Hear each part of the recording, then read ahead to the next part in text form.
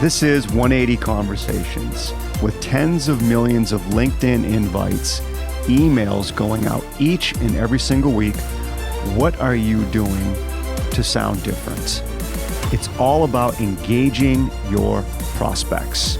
But to engage your prospects, you're going to have to think different and you're going to have to sound different. Let's go.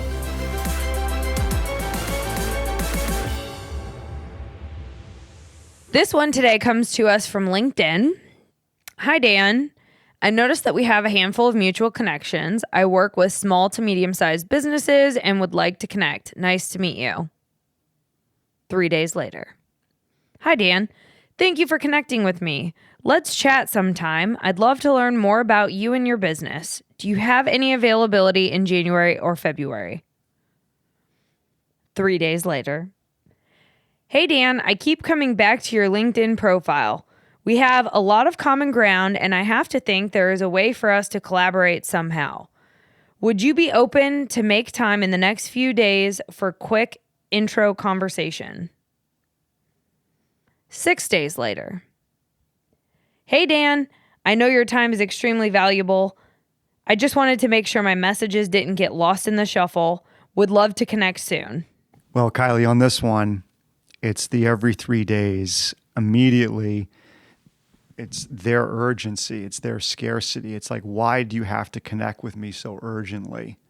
One of the things that we haven't talked about that I think is very important here, the style, the cadence, and the quality of your outreach tells your prospect a lot about what the experience will be like with you if they agree to meet. Your outreach represents what's probably going to happen when you finally do have a chance to talk with the prospect. So when I get something like this, I know this person's urgent. There's some scarcity there. They're vague. I don't know what they're up to.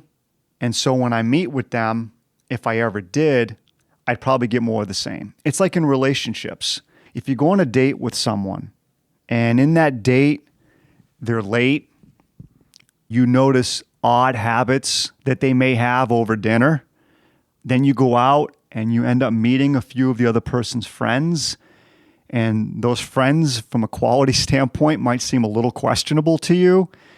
Why would you expect anything different if you continued to date that person or got into a more serious relationship with that person? They're showing you on the front end what you should expect throughout the process and on the back end. And it's the same in prospecting. The quality of your inputs, which is your prospecting approach, represents a lot about what the experience will be like for your prospect if they ever do agree to sit down with you. But let's dive into a few things on this one. Her approach isn't necessarily horrible. It's just vague. And the timing, as we've already said, is a bit repetitive and scarce. We here have done a lot of research and studies at Lapa 180 on this, and we choose a timing of every 2 to 3 weeks. And when we do the outreach via email or LinkedIn, we are giving. We are giving something. We are giving content. So this person has a chance to truly assess if a conversation with us is worthwhile. But most importantly, and she does it in her last LinkedIn invite, she says, making sure my message isn't getting lost. Again, why do you need validation from me? I didn't ask you to reach out to me. I didn't tell you to spend your effort and time trying to connect with me. I do not owe you anything. And for some of you, that might seem harsh. It's not. We're all very, very, very busy. It's not about your timing and when the prospect reaches back out to you that it meets the time frame or expectation that you have. It is not about that. Again, it's about the prospect.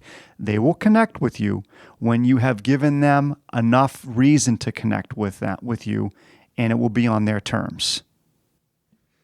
I get a lot of these types of messages on LinkedIn from people who coach coaches, And they're always very disingenuous to me. I don't want somebody to send me a message saying, hey, would love to expand my network and connect. And then 2 days later, 3 days later, I'm getting hit up with their business services, them trying to solicit me for something. Kylie, I couldn't agree with you more on the disingenuousness. And it's not a perfect world. I mean, kudos to this person, at least for trying to create outreach, taking the risk of reaching out.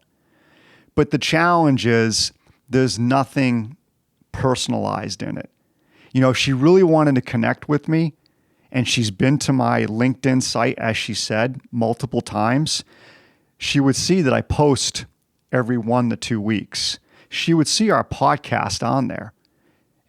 What would she do then? She would mention it. She would try to connect with me on that. Or change her conversation. We've got a special offer for our listeners. We're launching a 6-part webinar series on prospecting in 2021. We're only taking 30 people for this series, so let us know if you're interested. You can email us at breakingsales@lapin180.com. Thanks for joining us, and tune in next time for another episode of Breaking Sales.